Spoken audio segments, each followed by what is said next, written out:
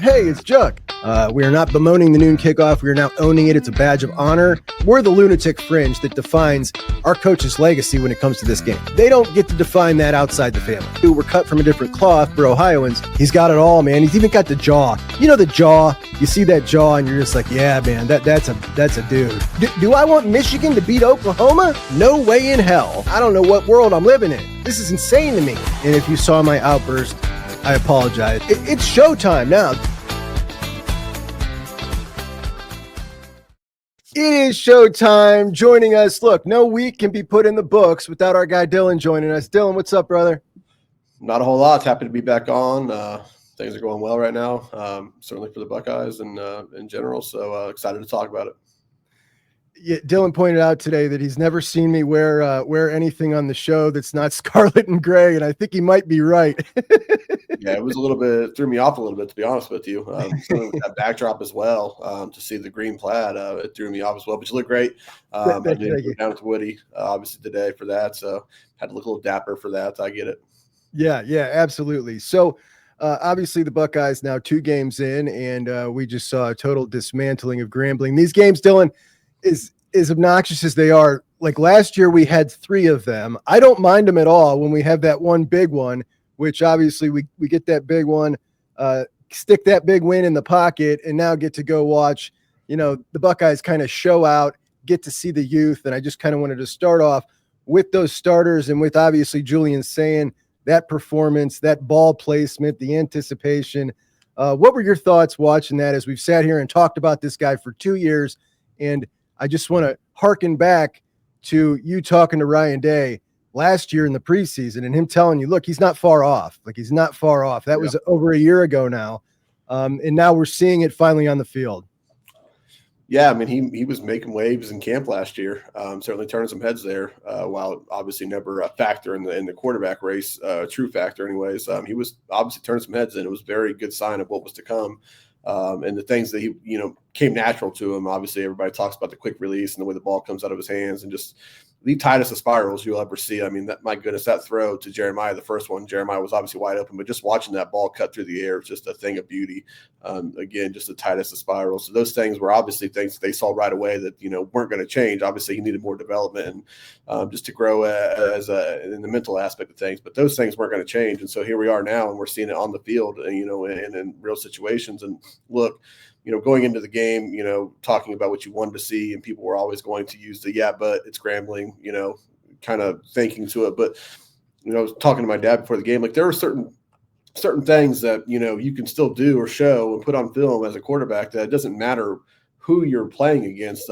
When guys are open, once guys get open and Julian sees it and he's just got to, pull the trigger and throw the football, that doesn't, at that point, it doesn't matter who you're playing or who the defender is that's trailing the receiver. It doesn't matter at that point. You still have to make the throw. The throw is the throw. The ball doesn't know that that's a Grambling defender trying to chase a receiver as opposed to a Georgia, defender. And the perfect example of that first touchdown throw to Will Kazmaier, like that throw, at that point, once, Ryan said after the game that as soon as that defender turned his back, that guy's open every time.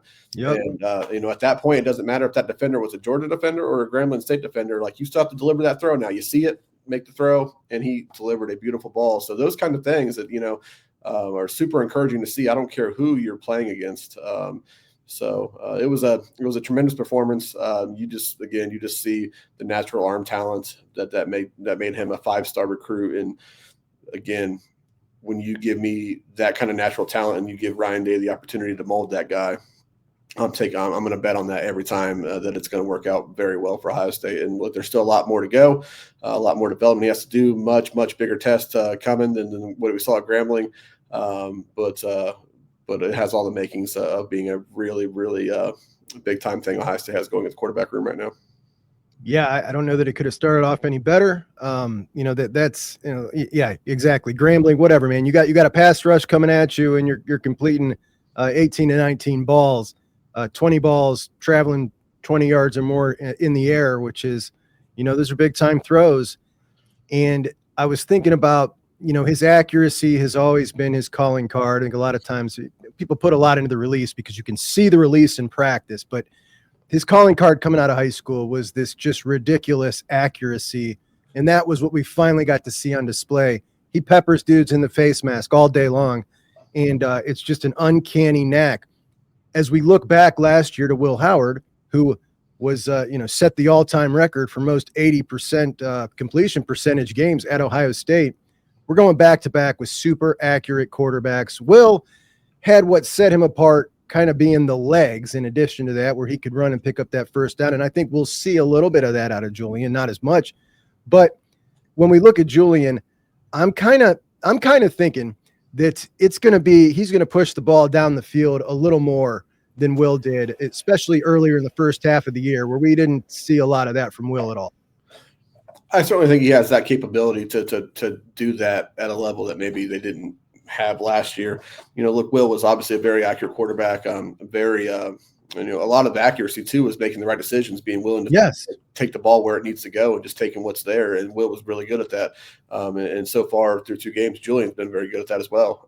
Not forcing anything, and that's obviously going to need to continue. So, but yeah, in terms of just driving the football down the field, we've seen a couple of times. Obviously, the throw to Carnell Tate was a little bit underthrown, and even when he hit the Carnell on Saturday, was a good ball. I don't know if it was a great ball, but it was a good ball. Just his arm strength and the release and everything, it has all the recipe for a big time downfield, passing attack. And we didn't see a ton of that from Will Howard in Ohio State last year, but it seems like that would be a very big aspect here when the time comes. We haven't seen it yet. And look, frankly, we haven't seen Julian with a lot of pressure in his face either to see how he does there. We haven't seen Julian get hit either. So there are still some things, to still need to see out of Julian. But for sure, for what it's been right now, it seems like it's all there. And yeah, I think that the downfield pass game, is going to be a big time thing for them that maybe it wasn't quite so much in the past.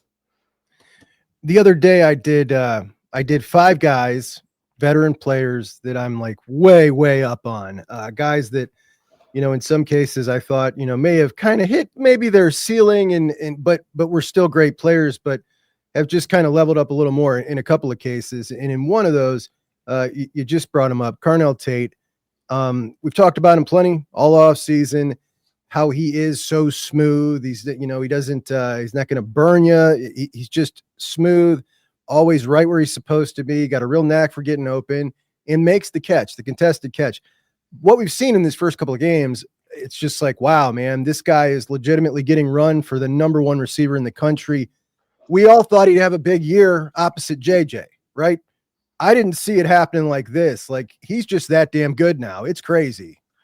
Yeah, I mean, I'll have to admit, I'm talking to you, I think, at some point during camp, I made the comment, or maybe it was late spring coming out of spring, but, making the comment that, like, as everything you just said, Carnell is so solid and smooth, and everything he does is just really good. Maybe he doesn't do any one thing great, but everything he does across the board is good. And there's obviously a future in that in the NFL for, a very, very long career. But maybe I undersold him on that because some of the athleticism he's shown, through 2 weeks has been, really, really good. So maybe I was, while I still expected so much out of Carnell this year, opposite of Jeremiah, with all the attention Jeremiah was going to get, maybe I still undersold that because, Carnell's just he's done it all so far through 2 weeks. Obviously the, showcasing the hands and that touchdown on Saturday, just the acrobatic plays and the athleticism and that Texas touchdown. And then obviously just all the consistency underneath all of those things. So he's showcased the ability to make big plays, and he's going to make all the little plays. He's a smooth route runner. Obviously he has the size to overwhelm smaller guys as well. So yeah, I think maybe I undersold just maybe what Carnell's ceiling was, whereas I thought maybe we'd already seen him reach his ceiling, which is still a very good receiver and a future 12-year pro. Maybe I was wrong about that, happily wrong. We'll see as that continues. But right now it looks like there's still more that Carnell Tate has to showcase. It's wild, man. I'm right there with you. I think that I kind of thought like this is who he was, and that a first rounder, an NFL, stalwart, but he's now elevated. And I think that the way this has started off this year with him kind of being the showcase piece wide receiver, just how the way it's broken down is probably the best thing long-term this season, because this is just going to be a nightmare. Like it already was for defensive coordinators to try to game plan against these guys. Now that he can make that kind of play consistently, that makes it even tougher. Moving on to a couple of guys on the defensive line. what we've seen so far out of Caden McDonald and Caden Curry, I think has been, I think Caden McDonald is now just rolling into that Tyleek. He's going to be a first rounder type deal, man. He's just, you can't, if you double team and you're not moving him, he's just clogging a big space and you got a big mound of dudes.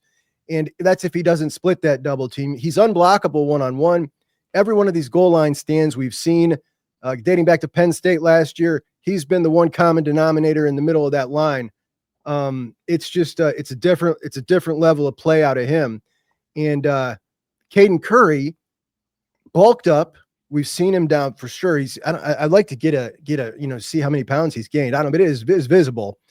They got him playing at nose, and we talked about obviously last year in the Rushman package, bringing him inside, how good he looked matched up against those guards as compared to trying to rush off the edge. And now they're just kind of taking advantage of that.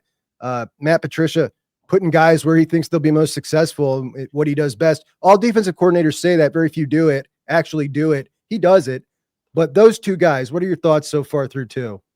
Well, starting with Caden McDonald, he's been as good as anybody, on the roster through 2 games. Again, obviously still very early, but one of those games was still a massive football game, the kind of football game that you expect to see Ohio State playing in January. While it's only 2 games, one of those, samples is a very, very telling piece there. So, and K-Mac's been as good as anybody on the roster. I think we all understood that Ohio State was going to be fine in terms of what they had up front on the defensive line, in terms of the ones that first group. And the question was depth. I've been impressed with the depth, to some degree. Jury's still out on that. But what I do know is if they can keep K-Mac on the field and Edric and as well, but keep K-Mac on the field for as many plays as possible, that's an All-American. That's an All-American kind of guy, waiting right there. And we talked about Carnell and, maybe what his ceiling was. I knew K-Mac was a very good player. I don't know if I ever would have came away saying like this guy's a potential All-American type player, and so, but that's certainly the start that he's off to.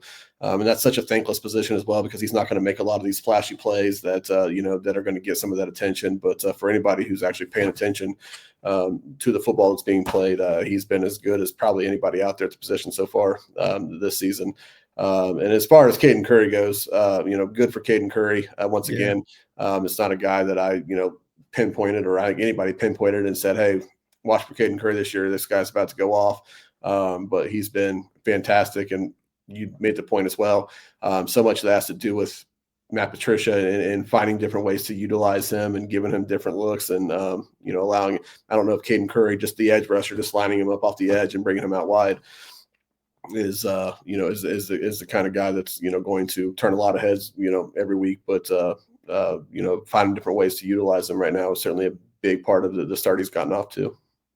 Smart player, man. Always in the right spot. And effort, you're not going to find anybody out there that beats him in effort. Like he's just constantly all the way through the whistle every time. And that's the way he's always been, even in the flashes, when we got to see him at times. Obviously, this is his first year with this big of a role, but we've seen him in a, contributing role before. And the one thing that always popped off to you was that he was just a max effort guy. And, maybe not the most physically imposing guy, but you were going to get every bit that he had out of him. So, which is a good place to start. And obviously, that's not to say he didn't have size or talent. I'm not saying that at all, but certainly he was always going to be a max effort guy. That continues to be the case now. Yeah, man, you certainly feel good for a dude like that. Year 4, last year, here we go. Obviously, Arvell Reese on that list of 5 guys who have just taken it up to the next level. I don't think we even need to talk about Arvell. I want to skip to one more on my list, unless you want to hit on Arvell. Luke Montgomery. Luke Montgomery, where we were at last year with Luke to where we are now, it's almost easy to forget that last year Luke was riding the pine at this point. Right now, he's playing like a first-team All-Big Ten guard with attitude, pancaking dudes in the Texas game and just loving life in there. And it is so exciting to see. I think that kind of thing is infectious in an offensive line. He's a leader. I love it. So big time stock up on Luke Montgomery. Yeah. Going back to last year, and I don't know if it was on your show or somebody else's show, we're just talking in conversation, but it was in the spring talking about the outlook of Ohio State, and the offensive line was a big question, obviously, last spring going into that to that season. And I made the comment then that if Ohio State's going to have any chance to go, be a better than average offensive line. Luke Montgomery, it's time to step up and go. Like he's, all the lamenting we did about their recruiting, Luke Montgomery was a hit, and they needed him to go be a hit on the field. And it didn't materialize like that, obviously. But by the end of the year, you start to see the hit that he was, on the recruiting trail. And now he's really just coming into his own now. Now he's just he looks like a monster out there. You can see just the leadership growth that he's had as well, in addition to the physical growth and just playing the position. He looks like he's kind of developing into the total package now, which is a really good development for Ohio State, obviously. And I think, we knew that left side of the offensive line was going to be really good with Austin and Luke, then Carson as well. But that seems like it's going to be well, look, I said that I thought Ohio State's offensive line would be a top 5, top 10 unit in the country right now. Whether it is or isn't, I don't know. Again, there's still, we haven't seen enough to really determine that. But if it's going to be because Luke Montgomery took another step forward into becoming, I hate to use the All-American word again, but, just that kind of player on the left side, in addition to what we knew Austin was going to be, because he's going to be solid pretty much everywhere you put him. And then Carson Hinsman taking another step as well. And then we'll see what happens with the right side. But, if this is what they're going to get out of Luke, then it's a good place to start for sure. I was talking the other day about how we entered into this season with, these 3 teams that had the established quarterbacks with Clemson and LSU and Penn State. And then you had this big cluster that had a bunch of the first-time starters, Alabama with Ty Simpson and Georgia with Gunner, Arch in Texas, Dante Moore at Oregon, and Julian at Ohio State. And it is, without a doubt, Julian is the one getting all the headlines, along with Dante Moore a little bit as well. Dante Moore's looked really good so far. But Dante Moore, not as young as Julian. Dante Moore started 5 games at UCLA. Go ahead. I had some comments about Dante Moore on our preseason shows when we were talking about what we thought out of, just the college football landscape. And I'm not ready to just completely, about face on those comments, but I will admit that Dante Moore been very impressive through a couple weeks of college football. And, perhaps I was just drastically wrong about him. Again, I'm not saying I am yet. There's still a lot more to be determined. We'll see what he does when he goes to Happy Valley and that atmosphere. But certainly credit to Dante Moore and to Oregon in general, because they look fantastic. And maybe I was very, very wrong about them. We'll see. Not going to say I am yet, but certainly. Yeah. I mean, we looked last year through 2 games. USC through 2 and 3 games looked great last year too. But I'm not comparing Oregon to USC. Oregon's my number 2 team at this point right now. Ohio State's number 1. I think Ohio State is the clear number 1, which I don't know if I love or hate this early being such the clear number 1. We'll see. You don't get to pick and choose, but without a doubt, the number 1 standing alone are the Buckeyes right now. They're the scariest team in college football. There was a point in time where I would agree with that, where your comment about you're not sure if you love that or not. There was a point in time where I would agree with that, but I don't think it matters with this team, the way Ryan Day is anymore, his mindset and the way the team has kind of just followed suit. So I don't think it matters anymore. I don't think there's anything that's going to derail this team in terms of focus and letting complacency creep in or whatnot. I think this team is just has a very, very professional element to the program, where it's just turn the page every week. How are you going to get better, grind and compete, throughout the week, and then take it out on whoever's, on the schedule on Saturday. I just think this program is in such a good spot in that way that I don't think it matters if they're the number 1 team. I don't, Nick Saban called it rat poison. I get that, but at the end of the day, his team handled all that rat poison pretty well, through that run that he went on. So, and I think Ohio State's in that same vein. I just don't think it matters. I don't think that anything's going to get them sidetracked. Now, that's not to say they can't lose a football game, but I don't think it's going to be because they were the number 1 team and they started, reading their own press clippings or, feeling too good about themselves. I think Ryan Day just has that program in too good of a spot, and they're just too professional in their approach for that to happen. All right. So second half of the game, obviously we get to see the massive youth movement. We get to see what I thought covering it's kind of my first class that I ever really covered. And the guys that, I got to know a lot of these guys throughout their process, before they committed, after they committed. So super cool for me to see them come out and perform like this. But in addition to that, I just think it's by far and away the best class Ohio State has had since 2021. And looking at these dudes come out and just look ready. I mean, there's so many of them that flashed. What were your thoughts? Who stood out to you? What'd you love? I mean, obviously there's a couple that stood out. Yeah, just going back to, first of all, to your comment about being the best class since 2021, I wanted to ask Brian just after, what he's seen from these guys, and certainly for as many as got to play on Saturday, if he's kind of just not taken aback. I know he's not taken aback, but if it's just, would it just truly in all, or, just a joy to watch, how many hits he has, or he knows he has in that class already, whether they are big contributors this year or not, most of them probably not, but the fact that they could be, that he already knows these guys are very close to being ready-made contributors now, that had to be quite the sight to behold for him, and quite the realization, if he didn't already know that for sure, before the game, just watching it in action for the first time and just knowing some of these guys. So with that being said, I've never made it any secret that Riley Pettijohn was my favorite member of that entire class. I'm not the only one, so I'm not saying, but I've been, as big on Riley Pettijohn as anybody that covers, Ohio State football or recruiting, and to watch him out on the field on Saturday again against very, very inferior competition. I totally get that as well. But if you're going to go out there and play that competition, you better look like a man amongst boys. And oh, buddy, was he a man amongst boys. So that obviously was the one that stood out the most. And then Bo being the other one. I think those two guys probably stole the show all day, for as little, I don't say as little, but for the kind of suppressed amount of time that the starters got to play. I think Bo and Riley came out of that as the biggest talking points for anybody, who was excited about what Ohio State's going to look like in the future, maybe even, later this year, depending on injuries or how they're able to fit them in. But I mean, you have a future running back stud and you have a future, star linebacker that right now, and they might be ready to do that now. They're just not going to have the opportunity to do that yet, potentially. Yeah. So those two were the obvious ones as well. But I thought TJ Alford looked fantastic. TJ looked great coming off the edge. And, again, I was really big on Riley, but also very high on just that duo that they got in that class, in terms of future of the position. So he looked fantastic as well. Fahim Delane was laying the wood. Fahim was out there as well. So those are some of the names that were the obvious ones. I'm trying to think what else. The second half was a little bit of a blur. Trying to the good thing about the game was I was able to start writing early in the third quarter and get that done. So which takes some of my focus away, but still watched plenty of it as well. And then getting down to the field, trying to think anything else that stood out. Those are probably the three obvious ones.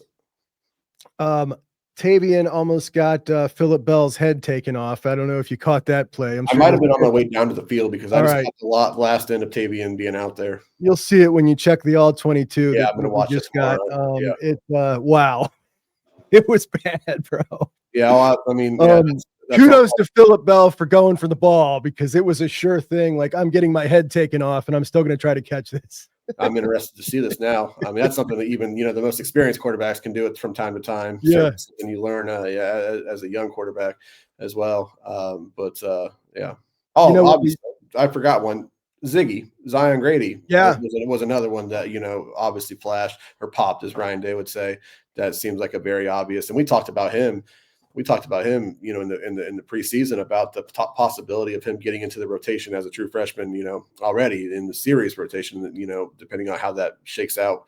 Logan George, we got an answer on him today, but we got an answer on Logan today. Without him being available, so far and not being sure what you're going to get out of, CJ Hicks or Bo Atkinson like that. We thought maybe Zion could find his way into the rotation already.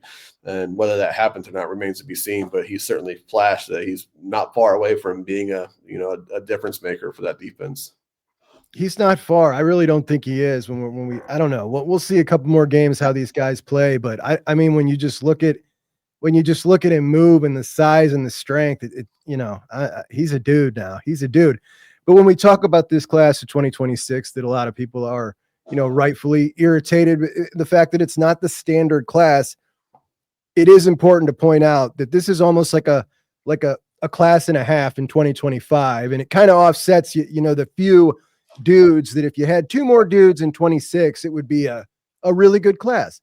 You got a couple extra in 25 is the point. Like hit, right. all down the board. Yeah, it's crazy. Yeah. No, that's a great point. Yeah, with the 26 class, whatever it ultimately proves to be, the success rate with what you're hitting right now, or it looks like you're about to hit in the 2025 class, certainly helps that out a lot as well. So that's a great point. For sure. And they're great at that. Now, this is where I get into arguments sometimes, Dylan, as a recruit, Nick, and I acknowledge that this is my blanket, right? This is where I go back to. This is how I revert to. This is the prism through which I see the game and building and roster construction. The transfer portal does not give you the opportunity to get to know guys, to establish a relationship. And we've been very fortunate at Ohio State in this transfer portal era with hit. Yeah. Right now, when we look at the transfers on this team, Logan George, Ethan Anyanwa, Bo Atkinson, Max Clare, who Ryan Day told us had a rough time adapting to the speed and the physicality when he came. I'm not writing any of these guys off. I still think Claire will be really good, but I think the point is, no, it's not a guaranteed thing that these dudes are just going to come in and elevate their game when they're coming from Idaho State or Rice or Purdue or North Carolina. It's not. We talked about this leading into the Texas game about that Texas defensive line and everybody talking about it being, so stout. And, we kind of said, or at least I said, is it though? You're putting a lot of stock in the fact that they're just going to get a bunch of hits out of the transfer portal. It looks good on paper. They addressed a need, but are these guys really ready to play at the level that Texas needs them to go potentially win a national title? It's hardly a guarantee. And you're right. I'm not writing anybody off as well. For a guy like Max Clare, who's very obviously a very good football player and is going to be a very good football player at Ohio State. Ryan Day talked about today the fact that, there was an adjustment period in camp, a physicality adjustment, just being used to the physicality with which it's required to practice at Ohio State, let alone go out there and play, for that team. And that was an adjustment. And that's for a guy who's already established himself as, he's on draft boards as, one of the, top 2-3 tight ends in the class.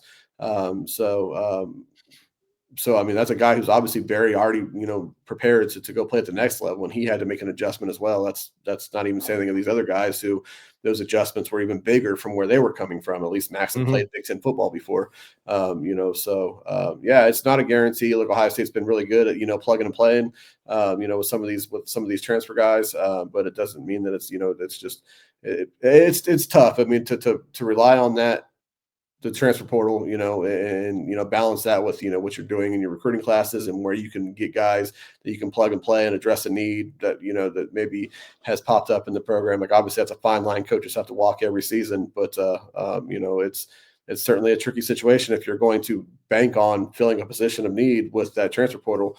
At least with recruits, if you don't get it right away, there's still hope, with development and the way they grow, that it can ultimately pan out. If you don't get it right with the transfer portal, you just wasted, not only a scholarship, you wasted, potentially, a position because, if you felt you needed to go out and get somebody to plug in and play there as a transfer already, then it means you didn't feel good about what you had in the room either. And if you missed on that transfer, what's behind them? Probably not ready to help you this year either. So, it's a tricky situation. Yeah, I don't think anybody does a better job at it than Ohio State right now. Is looking back at the past 3 years, but. It's just not ideal to ever need something and go into the transfer portal. You want to be able to, their basic philosophy is we want to be able to upgrade where we can, where it makes sense in talent and fill some potential needs on the roster here or there. You're not going to want to go in and seek 2 offensive starting tackles. That's not the plan. If that's where you're at, there has been, problems, the last couple of cycles. That's the deal. Wait, anyway, have there been problems with the offensive line recruiting at Ohio State? This class? No, everything's great. Yeah. Okay. Yeah, this class, fine. Yeah, it's all good. Not only is everything great, for those who didn't hear, Tyler Bowen offered Landry Breedy, tackle out of Mentor, committed to NC State, a 3-star Ohio kid that I would be just happy to have flip from NC State and plug right into this as the 5th man in this class, put a little bow on it and be done because it looks really, really tough. That man's on his job, man. The dude's doing the damn thing. Next week we got, Saturday, just already Wednesday. Ohio University comes into town. We've got a night game. Obviously nobody wants a night game to be wasted on a MAC opponent when we finally get one.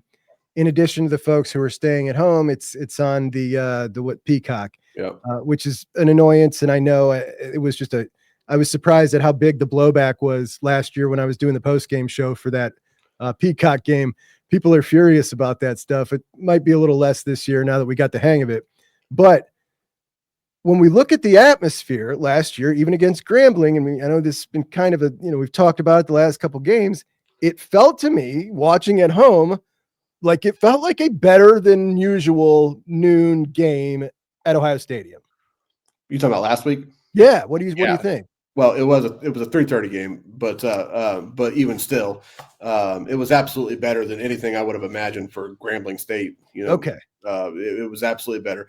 So much of that, I don't say so much because I don't know how much, but I believe that so much of that has to do with the changes they made to, having the speakers, with the bands, so the band's coming through. You can hear it all around the stadium. That's a part of it as well. I know that's a big part of it, as a matter of fact. But regardless of whatever it is, the atmosphere wasn't crazy. I'm not sitting here saying it's crazy, but naturally it was going to be a letdown over what we had just seen the week prior in the Horseshoe. But whatever they've done, whatever the changes were, I don't think it's a coincidence that the Grambling State game at 3:30, a week after that Texas game, felt like it had a little bit of juice there, whereas otherwise that place would have been dead as can be. Right. So, exactly. Yeah. We both know that. And that's what I'm getting at here, because a lot of people, bust Ross Bjork's chops for this or that and the moves that he's made. Like, I see a difference. I think that we're in for a different experience with this kind of doing something. Damn it, just do something. And some of this stuff is working, and it's awesome. Yeah, you know what's not working? And surprise, whatever that damn song is, they thought they were going to play, and everybody's going to sing along and kumbaya, and it was going to be a great moment in the Horseshoe week after week. You want to talk about a snooze fest? That thing is just falling flat on its face. I think anybody who with half a brain knew it was going to. That's a failure. Get it out of here. Get rid of it. It's not worth a damn. And people will say, well, it's only been 2 weeks. Yeah, okay. I mean, as quickly as people could even realize, people don't even realize that it's playing. I don't think people understand it's supposed to be a moment. They don't. Sure as hell don't know the words to the song, or they don't hear it and recognize, oh, this is that song. So by all accounts, it's just been a complete failure. But with that being said, a lot of good things that they've done to improve that atmosphere. It's showing through 2 weeks, and I would expect, again, still a MAC game, but I would expect that you'll see a really good atmosphere again on Saturday. I know they're doing the helmet stripe thing, which could potentially look really cool. Now, yes, it's another, rip off of what we've seen, at Penn State or other places as well, with this whole stripe out thing, Oklahoma.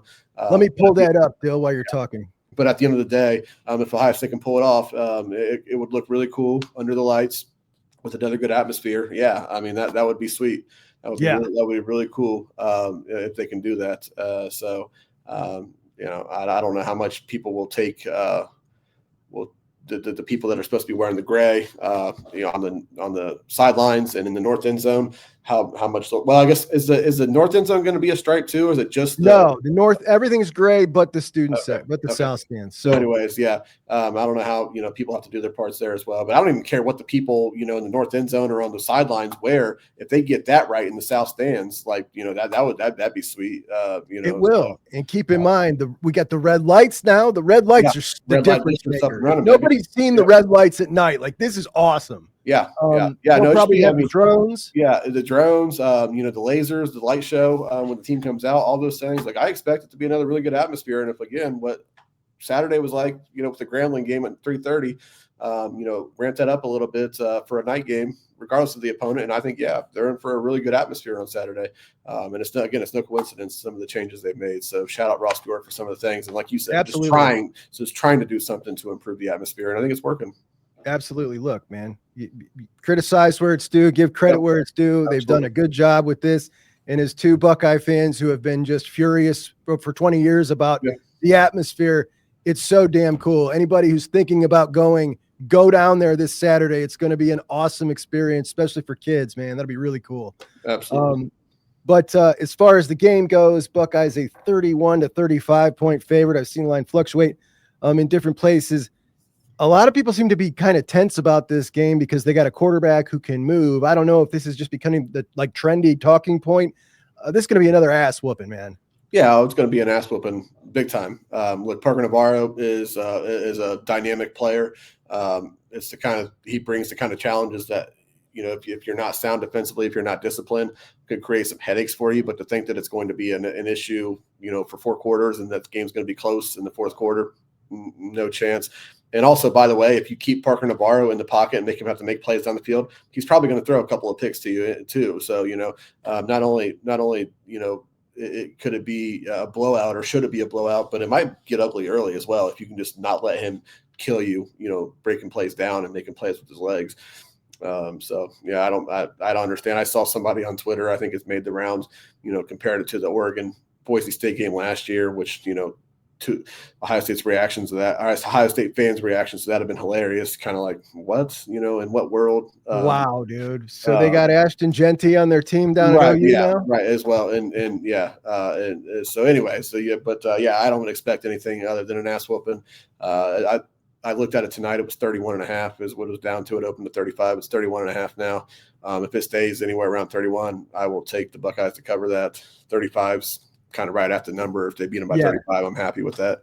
I'm with you. So, but again, if they make Parker Navarro stand in the pocket and have to throw the football down the field, he's going to make mistakes, and it could get very, ugly very early for Ohio State.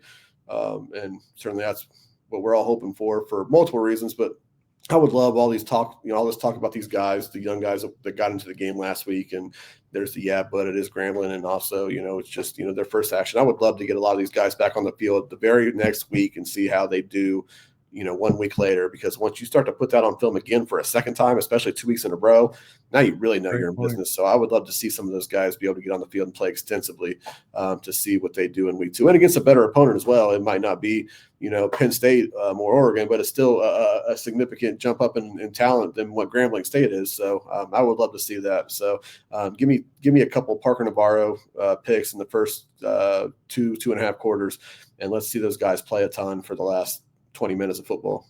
That's a fantastic point, Dill. I hadn't even thought of it, but yeah, you're right, man. 2 weeks in a row, if we can get these guys on. I actually did want to hit on something that has to do with that, in my opinion.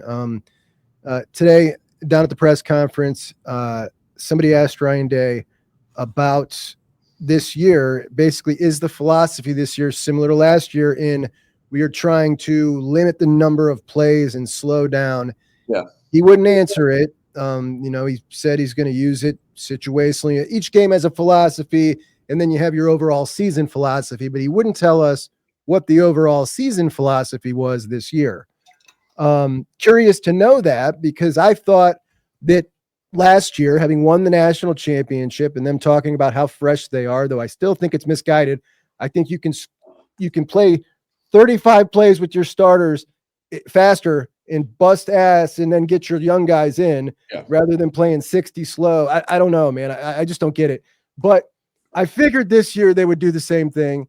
Now I'm thinking maybe this will be, okay, we are going to sometimes, we're not going to others. I don't know. What did you take from it? It was tough to get a read. Yeah, I mean, I didn't have a whole lot I could take from it in terms of just, what I think he's saying. I do think you'll see a steady mixture of both at times throughout the year. Kind of going back to what Ryan said after the game on Saturday, just in terms of, the way they were able to grind that game out offensively against Texas, and then they were able to open it up against Grambling. He said it's nice to know we can do both, and I think he knows they can do both when they need to at times. And so, I think a decent amount of that too is what Julian shows he's capable of doing, and how much he's capable of operating that. So, but I think they feel good about that, and I think you'll continue to see that hopefully on Saturday, and that'll give you another data point to say they can do that when they want to. So yeah, I didn't take a whole lot from what he said, but I would expect you're going to see a decent amount of both of them. And frankly, I hope they are trying to run and get as many plays in as they can out there. I think what they did last year fit that team and the style and the way they wanted to go win football games and with the personnel that they had. But I think, run and gun this year with this offense. I'm with you, bro. And then in addition, let's get the young guys in. And we've talked last year, Julian had 12 passing attempts going into this year. Like there were a lot of times where it felt like early in the third, they could have put the pedal to the metal, scored 14 quick and gotten the younger guys in, and they just chose not to because of this overarching philosophy. I felt it limited that. But I did want you to kind of talk to us about your question today during the press conference and what made you ask it and such, and then how you felt about the answer. Well, look, it was obvious, it was obvious to anybody watching the game on Saturday that like the punt return situation is just a non-factor. It's non-existent. I think when I think back to Caleb Downs punt return last year and how great that felt to finally see that, and to think that you have an All-American type player back returning punts for you, and he's also a potential game breaker that you can house one at any given time. And it was fleeting, but and from that moment it was it's such a good feeling. And then you come into this year in the Texas game, you see Jeremiah Smith back there. I know there are mixed feelings on what from people about whether they want to see Jeremiah Smith back return punts or not. But I loved the philosophy that he was, you're going to put one of your best athlete back there, potentially your best game breaker, back there to potentially, make a game changing play on special teams. I knew we weren't going to see it against Grambling. You don't need to, I understand that. But what I do know is that if Brandon Ennis is going to be your main punt returner, I've never understood why they switch up punt returners as often as they do anyways, like why they can't identify one guy who is your punt returner in a program full of special athletes who maybe aren't ready to do anything else but field a damn punt, make the first guy miss and get upfield, and good things are going to happen. They can't find one guy to do that year after year. I've never understood it. But anyways, I knew Jeremiah wasn't going to, return punts against Grambling. I understood that. But what I saw from Brandon Ennis is, if that's going to be your primary punt returner, save for some times here and there, that's obviously just not good enough. And Ryan talked about just fielding punts, the hitting yards that you lose. 47, he said. And he made the point, and it's true that, not all those punts were hit well, so you're not going to be able to field some of those things. I get that as well. But there were some that were certainly fieldable. He said that himself, and they weren't fielded, and that's just hidden yardage. And while we all feel good about where this offense is and feel good about the poise and the comfortability that Julian shown early on, like, hey, don't hurt your offense. Don't hurt a first-year starting quarterback by potentially making him start, at Husky Stadium in Washington in 2 weeks, first road start, and you didn't field a punt. So now he's starting inside of his 10-yard line instead of starting, at the 20. Things like that matter. We will never know. You can't quantify how much it matters, but you don't know, how much that, something like that's going to matter in a game. So to not be able to field punts, that obviously is just not good enough. So I asked Ryan about that, and he was very clear. He called it a red flag coming out of the game on Saturday, which it was a red flag in the sense that, did he field a punt at all?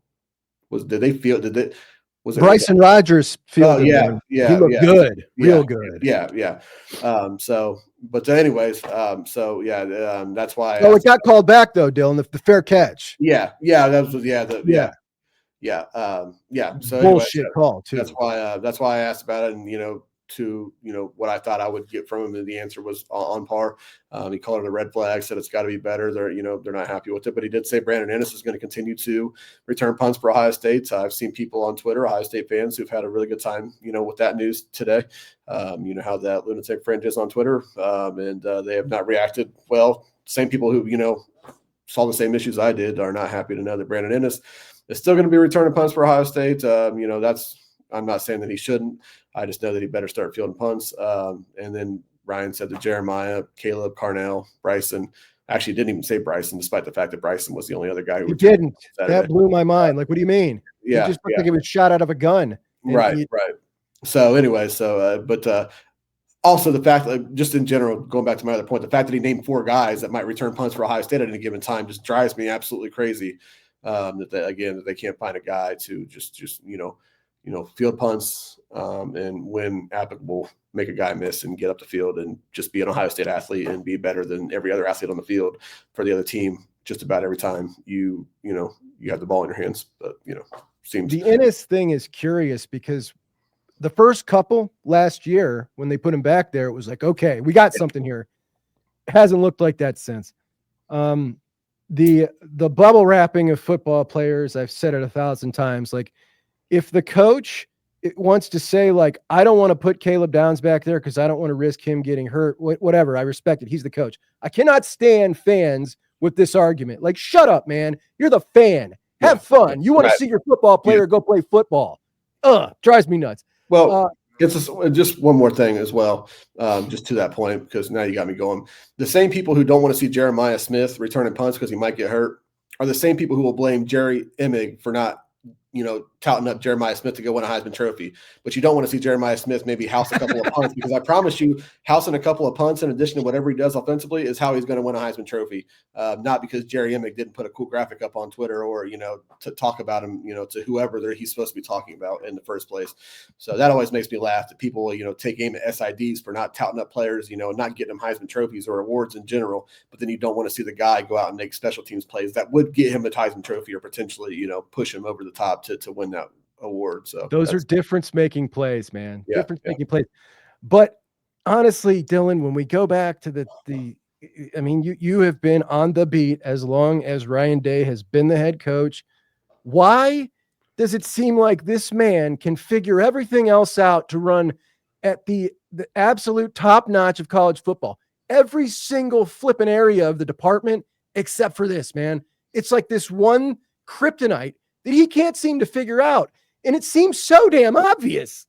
Like, you're sitting here talking about 5 guys he just listed off. This is the same thing he was doing 5 years ago. Yeah. What are we doing? I don't get it.